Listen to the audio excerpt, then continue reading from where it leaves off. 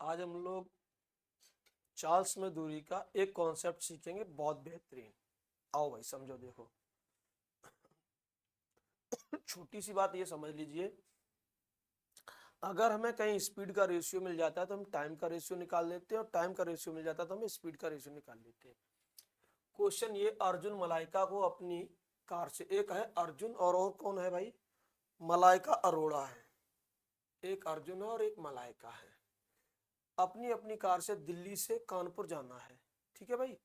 Arjun 138 kilometre पर घंटा की चाल से, जबकि मलाइका 92 किलोमीटर पर घंटा की चाल से चलती है। ये इनका स्पीड का अगर हम रेशियो बना ले 3:2 बनेगा। ये इनकी स्पीड का रेशियो है दोस्त।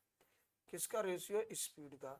अगर हम टाइम की बात करें कि टाइम क्या, तो 2:3 होगा टाइम की बात करें तो।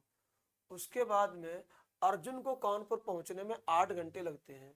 अर्जुन को पहुंचने में अगर 8 घंटे लगते हैं तो मलाइका को कितने लगते हैं? ये बराबर 8 है, 2 चौकू 8, 3 चौकू कितना होगा? 12 घंटे।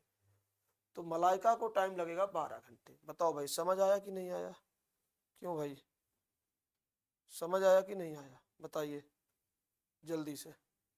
अगला क्वेश्चन भी देख लेते हैं, एक ऐसा ही क्वेश्चन। ईशान और मेघना अपनी अपनी कारों से दिल्ली से कानपुर जाते। 147 किलोमीटर पर घंटा की चाल है ईशान की, और किसकी चाल है? कह रहा है कि मेघना 42 किलोमीटर पर घंटा की चाल से जाता है। उसके बाद क्या बोला?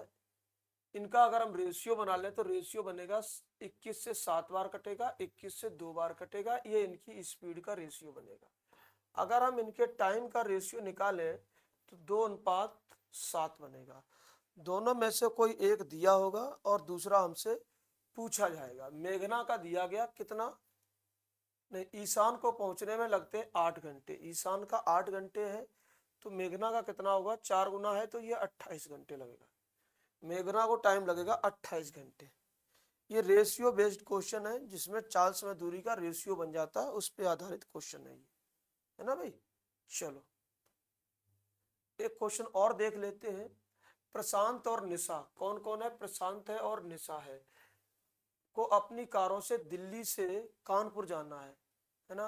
प्रशांत 117 किलोमीटर पर घंटा और निशा 48 किलोमीटर पर घंटा की चाल से जाते हैं।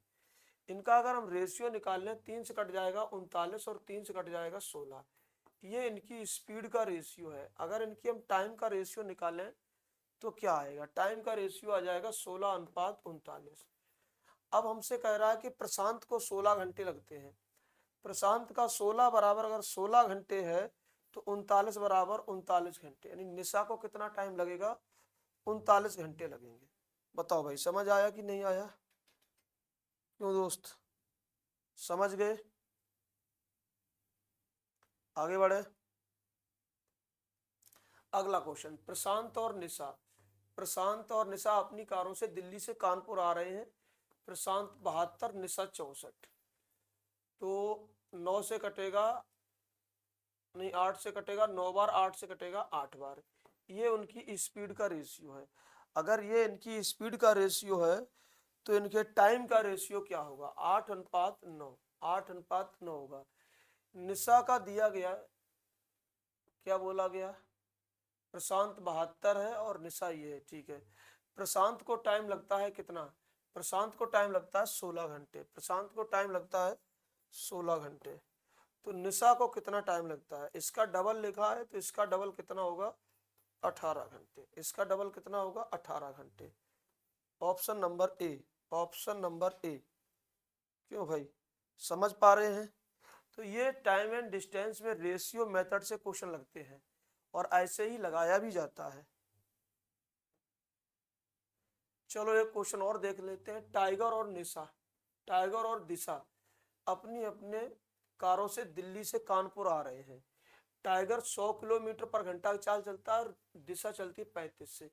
तो भाई इनका अगर हम रेशियो बना लें तो 5 से कटेगा 20 और 5 से कटेगा 7। ये जो रेशियो बनेगा ये स्पीड का रेशियो है। तो दोस्त टाइम का रेशियो जो आएगा वो क्या आएगा? 7:20 आएगा, है ना भाई। और टाइगर को लगते हैं 14 घंटे, टाइगर को लगते हैं 14 घंटे, टाइगर को 14 घंटे लगते हैं, तो 20 बराबर किसके हो जाएगा भाई 40 घंटे। बताओ, ये रेशियो मेथड आप लोगों को समझ आ गया होगा। जहां तक कि मुझे लग रहा है कि इस टाइप का कोई भी क्वेश्चन आएगा तो आप लोग कर पाएंगे, है ना भाई। चलो, बाकी फिर मिलेंगे अगले वीडियो में। Thank you so much.